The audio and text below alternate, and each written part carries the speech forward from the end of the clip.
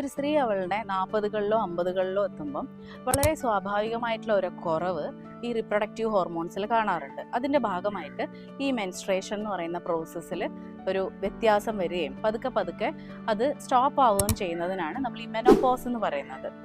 ഈ മെനോപോസിനോട് ഭാഗമായിട്ട് സ്ത്രീക്ക് ഈ ഒരു ഇത് നിൽക്കുന്നതിൻ്റെ അവസാനത്തെ 12 മാസവും അതിന് ശേഷവുമായിട്ട് കുറേ സിംറ്റംസ്, കുറേ ബുദ്ധിമുട്ടുകൾ അവർ അനുഭവിക്കാറുണ്ട്.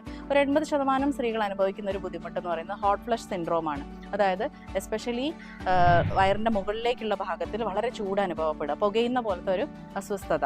പിന്നീട് ഒരു 20% ആളുകൾക്ക് ഉറക്കത്തിലുള്ള അസ്വസ്ഥത, ആങ്സൈറ്റി, വെജൈനൽ ഡ്രൈനസ് ഇതൊക്കെ അനുഭവപ്പെടാറുണ്ട്.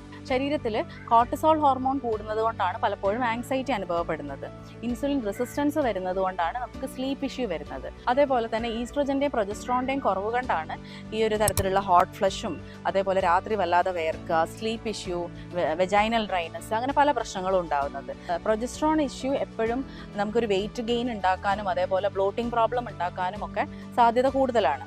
ഇതിൽ നമുക്ക് ചെയ്യാവുന്ന ഒരു സൊല്യൂഷൻ എന്ന് പറയുന്നത് നമ്മളുടെ ഒരു ലൈഫ് സ്റ്റൈലിൽ കുറേ മോഡിഫിക്കേഷൻസ് വരുത്തുക എന്നുള്ളതാണ്. പ്രധാനമായിട്ടും ഡയറ്റാണ്. നിങ്ങൾക്കൊരു ബാലൻസ് ഡയറ്റിലേക്ക് ഫോക്കസ് ചെയ്യാം.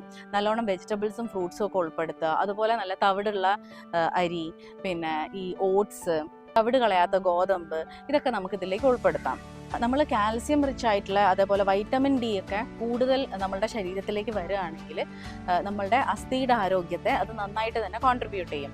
അതുപോലെ തന്നെ ഈ ഫൈറ്റോ ഈസ്ട്രോജനിൽ വളരെ റിച്ച് ആയിട്ടുള്ള സോയാ ബീൻസ്, എസ്പെഷ്യലി ഈ സോയയുടെ തന്നെ ബീൻസ്, സോയാ ചങ്ക്സ് അല്ല, സോയാ ബീൻസ് കഴിക്കുന്നത് വഴി ഇത്തരത്തിലുള്ള ഹോർമോണിനെ ഒരു റെഗുലേറ്റ് ചെയ്യാൻ വേണ്ടിയിട്ട് സഹായിക്കും.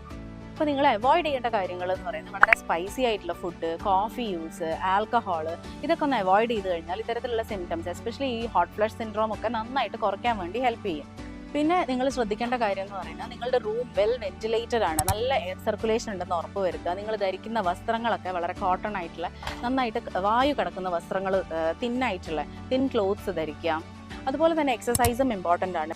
യോഗ, മെഡിറ്റേഷൻ, അതുപോലെ തന്നെ പെൽവിക് ഫ്ലോർ എക്സസൈസ്, ഇതൊക്കെ തന്നെ നിങ്ങളുടെ ആ ഒരു സ്ട്രെസ്സും ആങ്സൈറ്റിയും ഒക്കെ കുറയ്ക്കാനും അതുപോലെ തന്നെ ഈ തരത്തിലുള്ള സ്ലീപ്പ് ഇമ്പ്രൂവ് ചെയ്യാനും മൂത്രത്തിൻ്റെ കൺട്രോളൊക്കെ കുറച്ചുകൂടെ നന്നായിട്ട് കിട്ടാനും ഒക്കെ ഹെൽപ്ഫുൾ ആയിരിക്കും.